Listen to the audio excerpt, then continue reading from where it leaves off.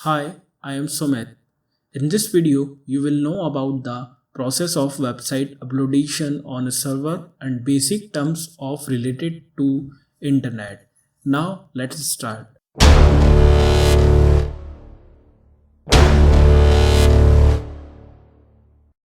Now, what happens when you load up a website? In this video, you can learn the what is a client server, what is a server, what is the internet, what is DNS, what is web server. All the topics you can learn the easily in this video. Now start from what is client and server. Internet works as a client server model. You know about the internet. जो हमारा work होता है वो client server model पर work करता है. It is the most basic explanation of the internet.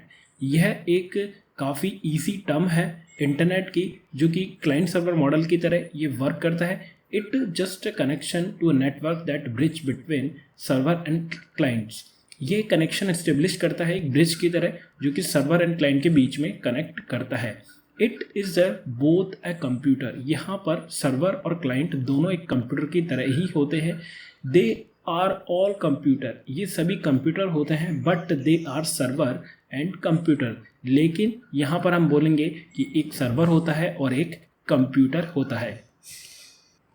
अब हम जो भी हमारा क्लाइंट एंड सर्वर है इसके बारे में थोड़ा सा समझ लेते हैं. सपोज इट, यहाँ पर आपके सामने एक सर्वर है. जैसे कि एक सर्वर है, यहाँ पर आपके एक क्लाइंट पीसी है. जैसे क्लाइंट 1 2 3 क्लाइंट है. यहाँ से अगर इनको कोई भी रिक्वेस्ट सेंड करनी है तो वह सर्वर के पास में जाती है.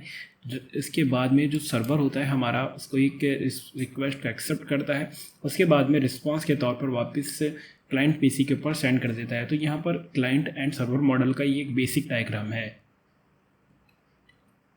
अब आता है what is server.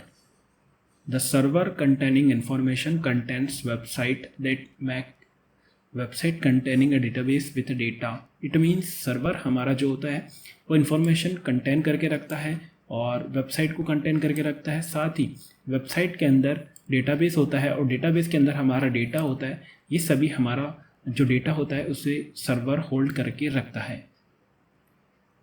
Next is what is internet. Basically internet क्या वर्क क्या होता है basically. It's just a connection. Internet एक कनेक्शन के तौर पर होता है जो कि एक कंप्यूटर और दो कंप्यूटर के बीच में कनेक्शन को स्टेब्लिश करता है, जिसके ज़रिए हम इंटरनेट के ज़रिए कोई भी डेटा को शेयर भी कर सकते हैं एंड कोई भी रिक्वेस्ट को यहाँ से हम भेज भी सकते हैं और उसका रिप्लाई भी दे सकते हैं. तो ये इंटरनेट का एक बेसिक वर्क होता है.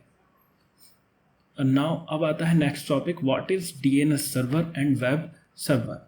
इसमें हम एक, जैसे कि आपको दिख रहा है कि एक यूज़र पीसी है और एक डीएनएस सर्वर है और एक सर्वर आईपी है.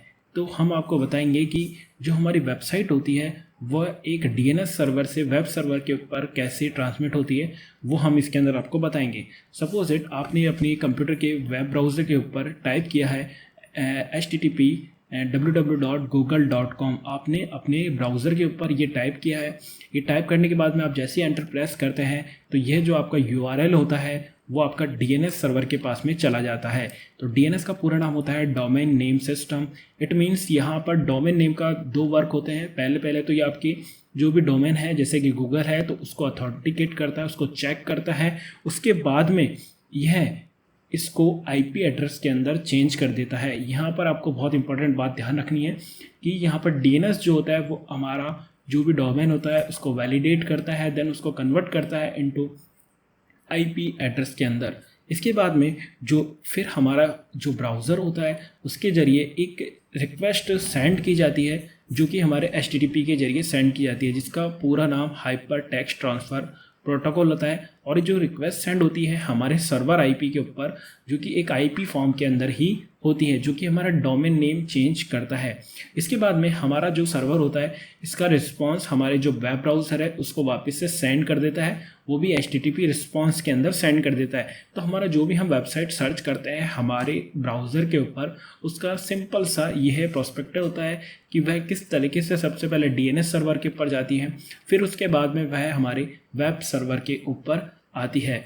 तो आज का जो वीडियो है वो हमारा कंप्लीट हुआ, क्योंकि आज का जो वीडियो था वो हमारा इसी के ऊपर था. तो अगर आपको और भी वीडियोस चाहिए तो आप हमारे चैनल को सब्सक्राइब कर लीजिए.